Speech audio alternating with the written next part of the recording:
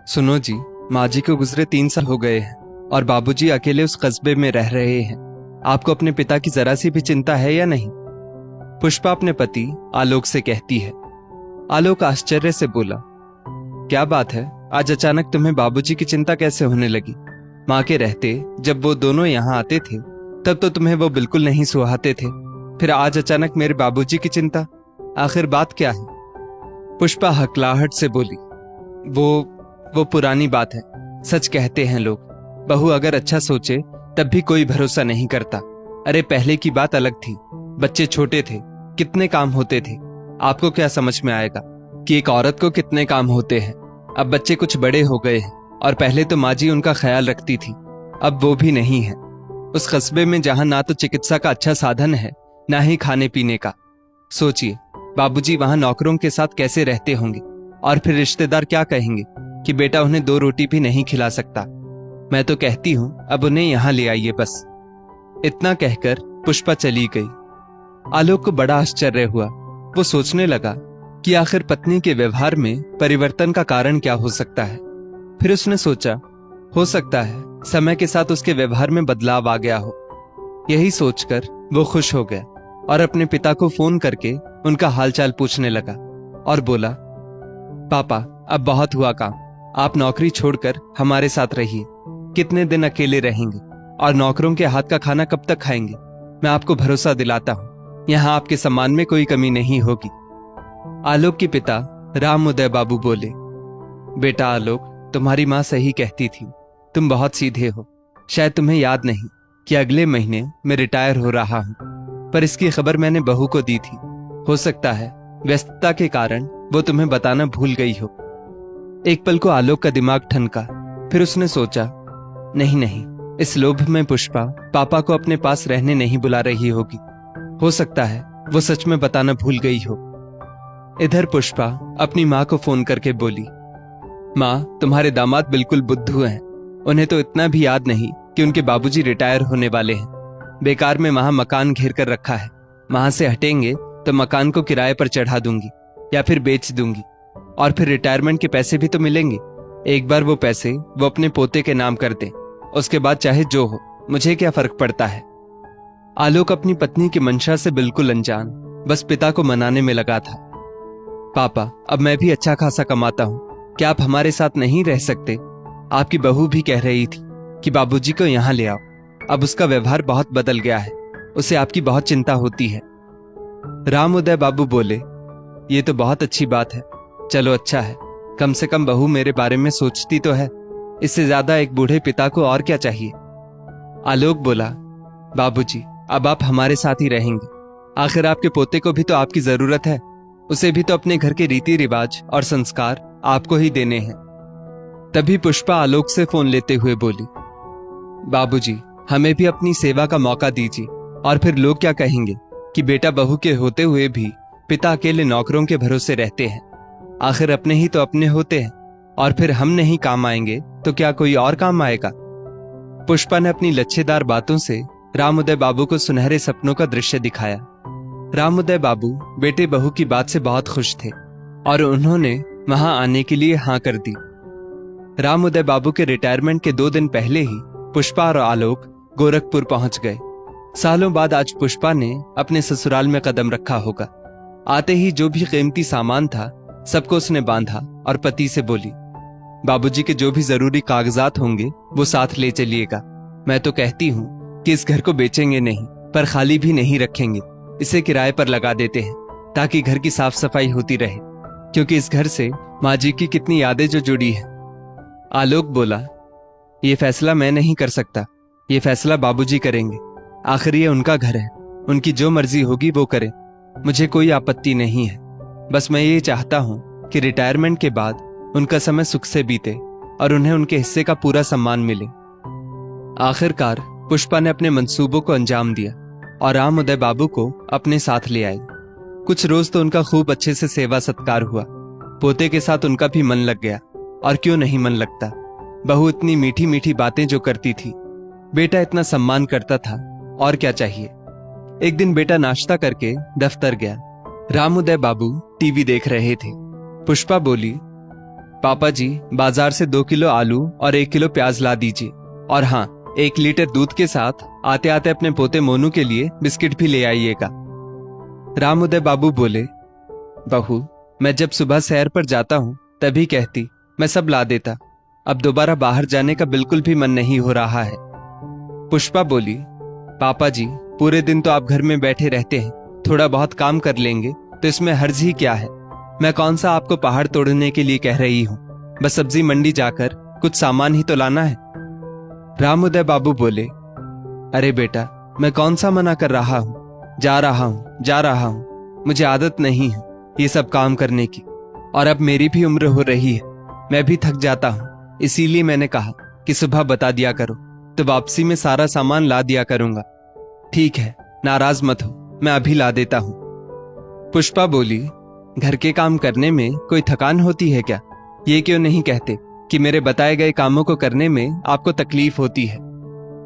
इतना कहकर वो अपने कमरे में आराम करने चली गई। ये कोई नई बात नहीं थी।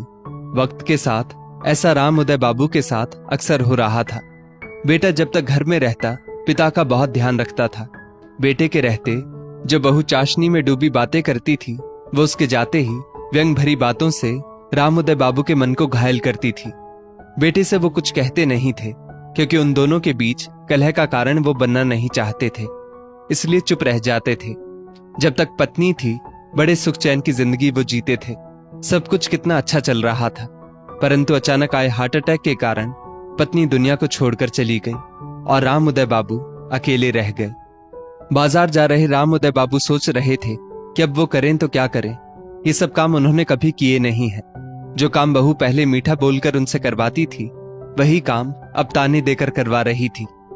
एक रोज तो हद ही हो गई जब आलोक की अनुपस्थिति में पुष्पा राम उदय बाबू से बोली, पापा जी, आज काम वाली बाई नहीं आएगी तो अपने बर्तन धो लीजिएगा, और हाँ, देखिएगा अगर सिंक में 1-2 बर्तन एक्स्ट्रा हो तो उन्हें भी धो दीजिएगा। राम उदय बाबू सोच में पड़ गए कि उनकी मां ने कभी उनसे बर्तन नहीं मंजवाए थे, पत्नी ने कभी बर्तन मांजने को नहीं कहा, और आज ऐसे दिन आ गए हैं कि बहू मुझसे बर्तन मंजवाएगी। आलोक के आते ही वही पुष्पा इस तरह से बदल जाती थी मानो वो एक स्त्री ना होकर 2-2 स्त्रियों की किरदार निभा रही हो। एक रोज राम उदय बाबू सुबह की सैर करके आए तो थक कर लेट गए। आलोक उस वक्त घर में ही था। उसने कहा, क्या बात है पापा, आज आप थके थके लग रहे हैं। उन्होंने कहा, बेटा, आज जब मैं सैर पर गया था तो मुझे चक्कर आने लगे थे। आलोक बोला, पापा, 2-3 दिन बाहर मत निकलिए, थोड़ा आराम कीजिए, गर्मी बढ़ गई है, हो सकता है इसी वजह से आपको चक्कर आ गए होंगे। इतना कहकर आलोक अपने काम पर निकल गया। कुछ देर बाद पुष्पा आई और राम उदय बाबू से सब्जी लाने को कहा। उन्होंने कहा भी कि बहू, मेरी तबीयत ठीक नहीं है। पुष्पा बोली, पापा जी, सब्जी नहीं लानी है तो मत लाइए, कम से कम तबीयत खराब होने का बहाना तो मत कीजिए। अब घर में रह रहे हैं तो कुछ तो काम करना ही होगा। राम उदय बाबू बोले, ठीक है बहू, मुझे कुछ खाने को दे दो, थोड़ी सी ताकत आ जाए तो जाकर बाजार से सामान ले आता हूं। पुष्पा ने 2 रोटी और सब्जी लाकर उनके सामने रख दी। राम उदय बाबू बेचारे चुपचाप खाना खा सब्जी लेने के लिए निकल गए। उसी अवस्था में वो सब्जी लेकर वापस आ रहे थे तो उनकी हालत पस्त हो रही थी। किसी तरह वो घर आए और सब्जी टेबल पर रखकर अपने कमरे में जाकर बिस्तर पर पसर गए। पत्नी की तस्वीर को सीने से लगाकर फपक फपक कर रोने लगे। क्यों मुझे छोड़ गई अकेला? तुम जानती थी मैं तुम्हारे बिना कुछ नहीं कर पाऊंगा, फिर मुझे किसके भरोसे छोड़ गई? पुष्पा अपने कमरे से निकलकर आई और बोली, पापा जी, ये रोकर क्या जताना चाहते हैं कि हम आपके साथ अच्छा व्यवहार नहीं करते हैं? 2 वक्त का खाना मिल रहा है, सोने के लिए जगह मिल रही है, और इस बुढ़ापे में इससे ज्यादा आपको क्या चाहिए? और इससे ज्यादा मैं तो नहीं कर पाऊंगी। अगर आप अपने बेटे की गृहस्थी तोड़ना चाहते हैं तो उनसे मेरी शिकायत कर दीजिए। इतना कहकर वो चली गई।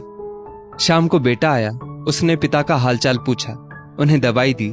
राम उदय बाबू ने उससे एक शब्द नहीं कहा, पर ये रोज रोज का अपमान अब उनसे सहा नहीं जा रहा था। उन्होंने मन ही मन कुछ फैसला किया और एक कागज में अपने बेटे के नाम चिट्ठी लिख दी।